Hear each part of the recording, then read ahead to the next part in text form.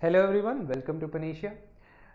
आज हम एक टॉपिक लेके आए हैं आपके सामने जो करंट न्यूज़ में काफ़ी ज़्यादा चल रहा है और वो ये है कि सवाल पैदा हुआ है। सवाल ये कि क्या टेस्ला जो है वो इंडिया के अंदर इन्वेस्ट करने वाला है।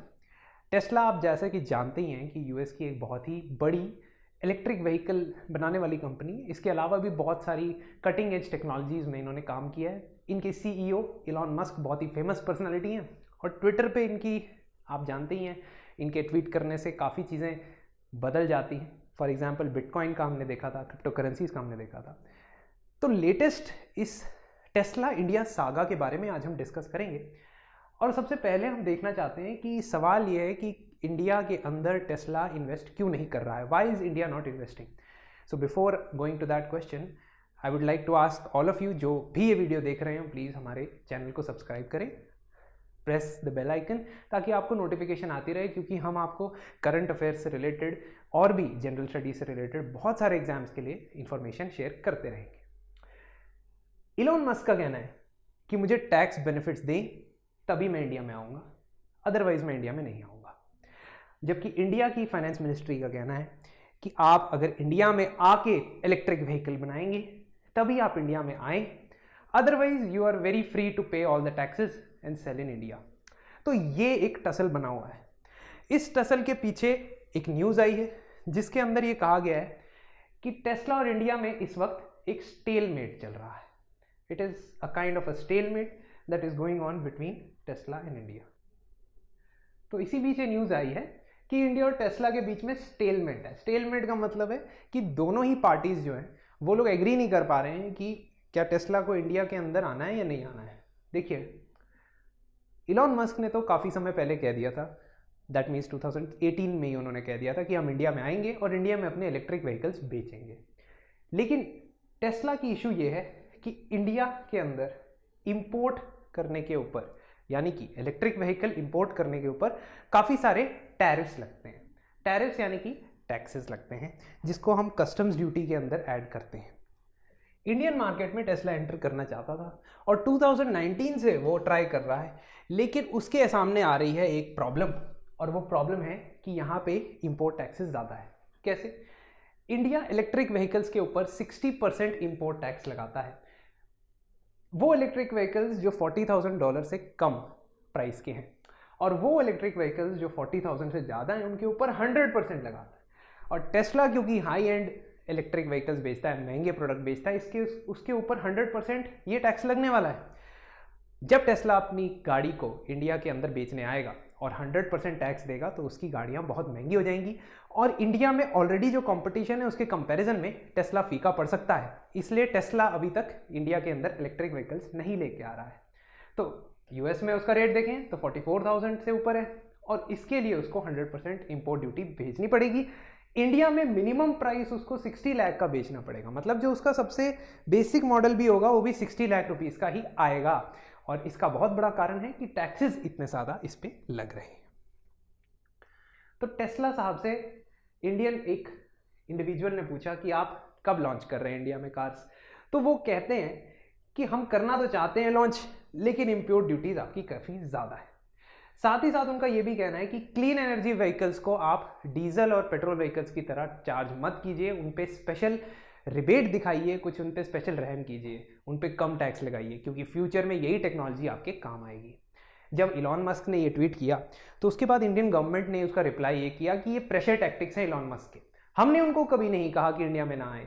इनफैक्ट हम तो मेक इन इंडिया के जरिए उनको कितनी बार इन्वाइट कर चुके हैं कि बाहर की कंपनीज आएँ और इंडिया के अंदर मैन्युफैक्चर करें, लेकिन Elon Musk does not want to commit to the manufacturing in India. और इलॉन मस्क की इंडिया के साथ यही प्रॉब्लम नहीं है, उनकी कंपनी ने एक Starlink space based internet service provide करने की शुरुआत की। इंडिया में उसका परमिशन लिए बिना उन्होंने कई सारे सब्सक्राइबर्स को आगे फ्यूचर में अपने सब्सक्रिप्शन प्लान ऑफर किए। कई सारे लोगों ने यहाँ पे खरीदे भी, कुछ 6-7 हज़ार ने। लेकिन अब रिसेंटली इंडिया के डिपार्टमेंट ऑफ टेलीकॉम ने इनको कहा कि देखिए भाई साहब, आपको पहले यहाँ पे आके लाइसेंस लेना पड़ेगा अगर आप इंटरनेट सर्विस प्रोवाइड करना चाहते हैं। तो जिन लोगों से आपने सब्सक्रिप्शन फ़ी ली है उनको वापस दे दीजिए, इसी के चलते स्टारलिंक इंडिया के हेड संजय भार्गव ने, जो इंडिया में उनके ऑपरेशंस चला रहे थे, उनको भी क्विट करना पड़ा। तो इलॉन मस्क की इंडिया के साथ थोड़ी सी प्रॉब्लम चल रही है, एक तरह से हम कह सकते हैं। 2021 में उनकी फर्म ने ये कहा कि हम जीरो एमिशन करने वाली गाड़ियाँ, यानी कि जो particulate matter, carbon monoxide, carbon dioxide, ये सब नहीं एनवायरनमेंट में डालते हैं, तो हम लोगों को इतने टैक्स नहीं देने चाहिए, हम लोगों को आप 40% टैक्स के लिमिट पे रखिए। जबकि इंडिया ने कहा कि पहले आप इंडिया के अंदर मैन्युफैक्चर करें, कुछ फैक्ट्री बनाएं, एक बार आप सेटअप कर लेंगे अपनी मैन्युफैक्चरिंग तो क्या होगा, इंडिया में लोगों के लिए जॉब्स भी क्रिएट होगी, साथ ही साथ आपको हम स्कीम्स के अंदर बेनिफिट्स प्रोवाइड करेंगे। तो देखते हैं कि इलेक्ट्रिक व्हीकल्स को लेके इंडियन गवर्नमेंट ने क्या स्कीम्स चलाई हुई।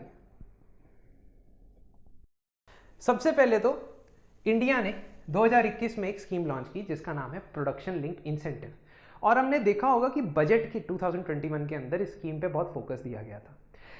इस स्कीम को 13 सेक्टर्स के अंदर लॉन्च किया, जिसमें से ऑटोमोबाइल सेक्टर भी एक सेक्टर है। तो ऑटोमोबाइल और ड्रोन इंडस्ट्री, इसके लिए एक स्कीम अनाउंस की गई कैबिनेट मिनिस्ट्री के द्वारा, और गवर्नमेंट ने इसको अप्रूव करते हुए 26,000 करोड़ रुपीस अलॉटमेंट किया। अब इस स्कीम के अंदर क्या होता है कि अगर आप इंडिया में अपना इलेक्ट्रिक व्हीकल्स का प्लांट सेटअप करते हैं या ऑटो कंपोनेंट्स का भी प्लांट सेटअप करते हैं और यहाँ पे सेल करते हैं, तो आपको उन सेल्स के ऊपर कुछ ना कुछ इंसेंटिव मिलता है। कहने का ये मतलब कि आप यहाँ पे सब पर्टिकुलर नंबर ऑफ प्रोडक्ट्स बनाएं, उसको इंक्रीज करें। तो अगर आप इंक्रीमेंट दिखाएं, मान लीजिए आपने पहले साल में 1000 गाड़ियां बनाई, अगले साल आपने 2000 बनाई, तो जितना आप इंक्रीमेंट इसमें करते रहेंगे ना, आपको उतना इसमें इंक्रीज होता रहेगा, और जैसे ही आपके पॉइंट्स इंक्रीज होते रहेंगे उस हिसाब से आपको कुछ ना कुछ पैसे का, इंसेंटिव का बेनिफिट आता रहेगा। अब गवर्नमेंट का कहना है कि हमने इनवाइट किया है सारी कंपनीज को, तो टेस्ला भी इस स्कीम का फ़ायदा उठा सकती है। इस स्कीम का फ़ायदा उठाने के लिए आप अगर 4 व्हीलर मैन्युफैक्चर करना चाहते हैं तो आपको 2000 करोड़ रुपए इन्वेस्ट करने पड़ेंगे, और अगर 2 या 3 व्हीलर मैन्युफैक्चर करेंगे इंडिया में तो आप 1000 रुपये इन्वेस्ट करें, और 5 साल का टाइम पीरियड भी आपको दिया जाता है। So now you have got this scheme, you have these numbers with you that you have 2000 crores, you have 1000 crore. तो गवर्नमेंट कहती है पहले आप इन्वेस्ट करने का इंटेंशन दिखाएं, तब हम आपको ये बेनिफिट्स प्रोवाइड करेंगे। क्योंकि पहले हमारा ये एक्सपीरियंस रहा है कि जो फॉरेन कंपनीज हैं वो लोग इन्वेस्टमेंट नहीं करती हैं, वो लोग बस अपने प्रोडक्ट्स को यहाँ पे बेचते हैं, जिसकी वजह से इंडिया के अंदर एम्प्लॉयमेंट जनरेशन नहीं होता, इंडिया के अंदर टेक्नोलॉजी नहीं बढ़ती, बस इंडिया एक मार्केट की तरह काम करता है। तो ये अप्रोच चेंज करने की ज़रूरत है। Apart from production linked incentive, एक और स्कीम है जिसका नाम है फेम, और ये फेम जो स्कीम है ये 2015 में इसका पहला फेज लॉन्च हुआ था, 2019 में इसका 2019 में दूसरा फेज लॉन्च हुआ। इस फेम स्कीम के अंडर भी इलेक्ट्रिक व्हीकल्स के लिए काफ़ी सारे इंसेंटिव प्रोवाइड किए जाते हैं। फॉर एग्जाम्पल 2019 से लेकर 22 तक 10,000 करोड़ रुपए इसके लिए अलॉट किए गए।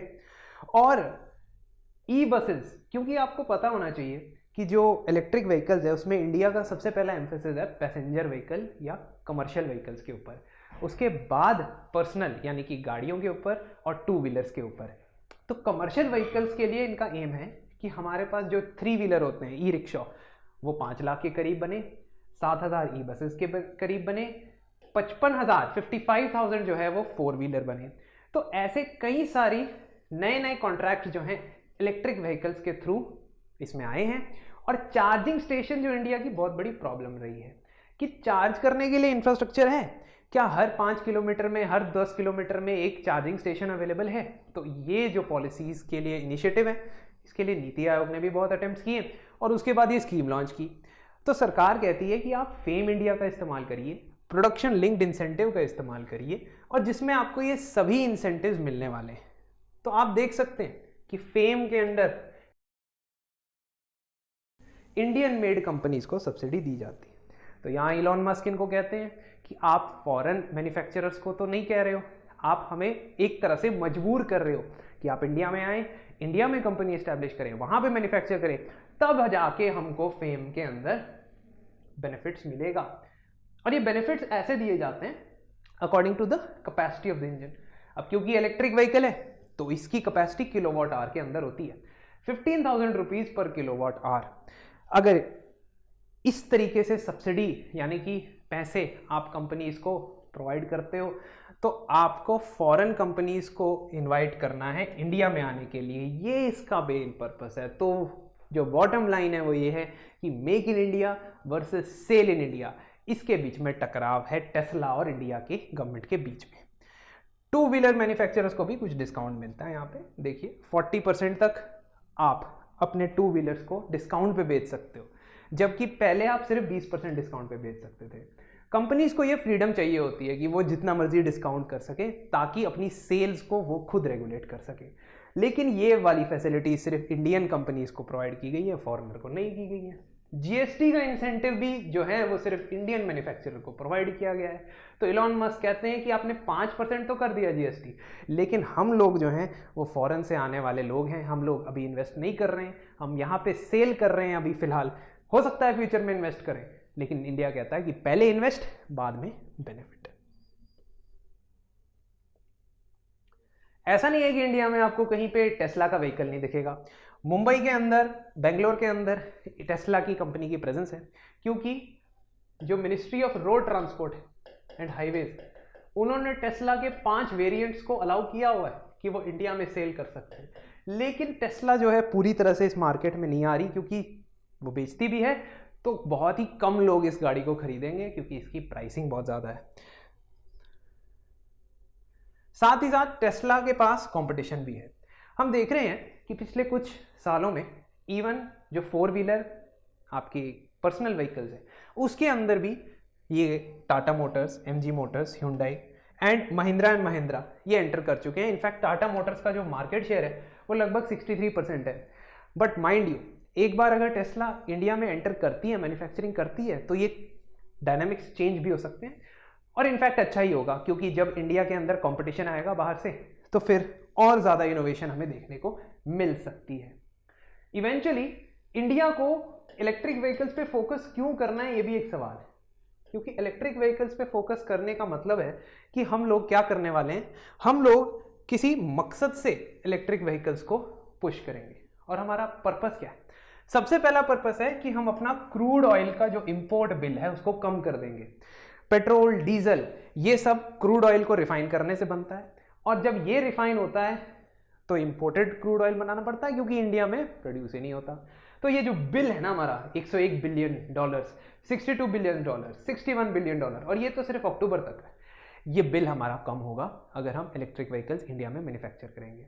ऑफ कोर्स जॉब क्रिएशन बहुत ही इंपॉर्टेंट बात, और जो स्कीम लॉन्च हुई थी PLI स्कीम, उसके अंदर ये बोला गया था कि तकरीबन 7.5 लाख जॉब्स भी क्रिएट की जा सकती है ऑटोमोबाइल सेक्टर के अंदर। तो आप देख सकते हैं ये एक बहुत बड़ा बेनिफिट है।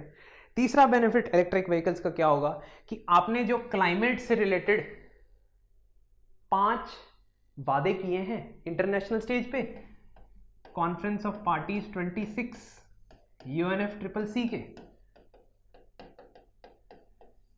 ये वादे पूरे करने के लिए आपको इलेक्ट्रिक व्हीकल्स मदद करेंगे। तो ये पंचामृत जिसको बोला गया है, ये पंचामृत के 5 पॉइंट है। इंडिया ने 5 कमिटमेंट्स किए हैं। वो 5 कमिटमेंट्स क्या है? 2070 तक हम नेट जीरो अचीव करेंगे। नेट जीरो का मतलब है कि जितना कार्बन डाइऑक्साइड या कार्बन ग्रीन हाउस गैसेज हम एनवायरनमेंट में लेके आएंगे, उतना हम कम से कम अब्जॉर्ब कर लेंगे, तो इक्वल कर देंगे। तो 100 बिलियन टन अगर कर रहे हैं, एक्सेल कहाँ से होता है? गाड़ियों से, फैक्ट्री से, माइनिंग से, तो उतना ही हम अब्जॉर्ब भी कर लेते हैं। तो इसके लिए हमें एमिशंस कम करने हैं, इसके लिए हमें इलेक्ट्रिक व्हीकल्स की ज़रूरत है। कार्बन एमिशंस को 1 बिलियन टन तक कम करना है 2030 तक, तो ये हमने सारे टारगेट्स दिए हैं COP26 में। रिन्यूएबल एनर्जी को 50% तक लाना है। तो ये सारे जो टारगेट्स हैं, नॉन फॉसिल फ्यूल एनर्जी, जो इलेक्ट्रिक व्हीकल्स है फॉसिल फ्यूल्स के ऊपर नहीं डिपेंडेंट है, यानी कि कोल के ऊपर नहीं डिपेंडेंट है। स्पेशली अगर हम बैटरी से इलेक्ट्रिक व्हीकल्स की इलेक्ट्रिसिटी प्रोड्यूस करते हैं और चार्जिंग करते हैं, तो ये सारे जो कंपोनेंट हैं, हमारे जो वादे किए हैं हमने, वो पूरे करने के लिए इलेक्ट्रिक व्हीकल जरूरी है। साथ ही साथ हमारे पोल्यूशन की प्रॉब्लम, पोल्यूशन की समस्या जो है वो बहुत ही ज़्यादा ग्रेव है। This is not a ranking that we should be proud of. तो हम देख सकते हैं कि WHO के अकॉर्डिंग मोस्ट पोल्यूटेड सिटीज की जो 15 शहरों की लिस्ट है उसमें से 13 शहर इंडिया के हैं। एंड ये पोल्यूशन पार्टिकुलेट मैटर के हिसाब से निकाला गया है, और पार्टिकुलेट मैटर जो है वो व्हीकल्स पोल्यूशन से आता है। ऑफ कोर्स इंडस्ट्री से भी आता है, but maximum it is from vehicular pollution. तो 2.5 PM यानी पार्टिकुलेट मैटर 13 सिटीज में इतना है कि वो सबसे ज्यादा पोल्यूटेड सिटीज हैं इंडिया की। गाजियाबाद, बुलंदशहर, बिसराख, जलालपुर, भिवाड़ी, नोएडा, ग्रेटर नोएडा, कानपुर, लखनऊ, दिल्ली। तो दिल्ली NCR की तो बहुत सारी है यहाँ पे। एंड इस चीज के लिए भी हमें इलेक्ट्रिक व्हीकल्स मदद करने वाला है। हम नहीं चाहते कि मोस्ट पोल्यूटेड की लिस्ट में हम टॉप करते रहें, जैसा कि अब हम कर रहे हैं। 46 Indian cities are in the top 100 most polluted cities of the world, and ये वर्ल्ड एयर क्वालिटी रिपोर्ट के आधार पे हमें बताया गया है। तो ये जो चीजें हैं, वर्ल्ड एयर क्वालिटी रिपोर्ट और पोल्यूशन, ये भी हमारे लिए इलेक्ट्रिक व्हीकल्स के लिए एक इंसेंटिव है। नीति आयोग का ये तक कहना है कि अगर हम EV सेल्स की पेनिट्रेशन को बढ़ाते हैं, 2019 का इनका एक डॉक्यूमेंट आया था नीति आयोग का, उन्होंने कहा कि अगर हम 70% कर देते हैं कमर्शियल कार्स को, 30% प्राइवेट कार्स, 40% बसेस और 2-3 व्हीलर्स को 80% कर देते हैं 2030, तो इसका मतलब है कि हम सब में टारगेट रखे हैं नीति आयोग ने। ऑल्दो ये टारगेट्स शायद मीट ना हो सके प्रेजेंट पेस से, लेकिन अगर ये मीट हो जाते हैं ना, तो ये कुल मिला के $207 बिलियन इंडिया को बचाएंगे। इंडिया के $200 बिलियन से ज्यादा रुपए बचने वाले हैं अगर आप ये सब इलेक्ट्रिक व्हीकल्स के ऊपर ध्यान देंगे, फोकस देंगे।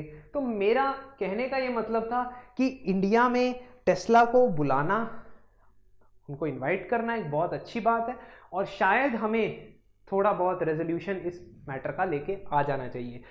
किस तरीके से रेजोल्यूशन आए, दोनों पार्टीज को कॉम्प्रोमाइज करना पड़ेगा। टेस्ला जो है बजट 2022 का इंतजार कर रहा है, it is waiting for budget 2022, but meanwhile हम देख सकते हैं एक केस जिसमें एप्पल ने भी कुछ ऐसे ही इंपोर्ट ड्यूटीज में कंसेशन मांगी थी 2017 में, और तब निर्मला सीतारमण जी जो थी वो कॉमर्स मिनिस्ट्री में थी और उन्होंने मना किया था कि हम आपको टैक्स के अंदर छूट नहीं दे सकते हैं। आपको कंपनी को अगर आगे बढ़ाना है, अगर आपने कंपनी को आगे इंडिया के अंदर और पेनिट्रेट करना है, आपको इंडिया में आके मैन्युफैक्चर करना पड़ेगा। तो एप्पल ने सेम चीज, Apple started assembling in India, पहले असेंबल करना शुरू किया, कंपोनेंट लाए, असेंबल किए, मैन्युफैक्चरिंग करना शुरू किया। इसकी वजह से एप्पल की कॉस्ट भी कम हुई और धीरे धीरे करके उन्होंने मार्केट में अपना शेयर बढ़ाना शुरू कर दिया। तो हो सकता है कि एप्पल से सीख लेके टेस्ला साहब भी इंडिया के अंदर इन्वेस्ट करें, बट फिलहाल के लिए हमें ये वेट करना पड़ेगा।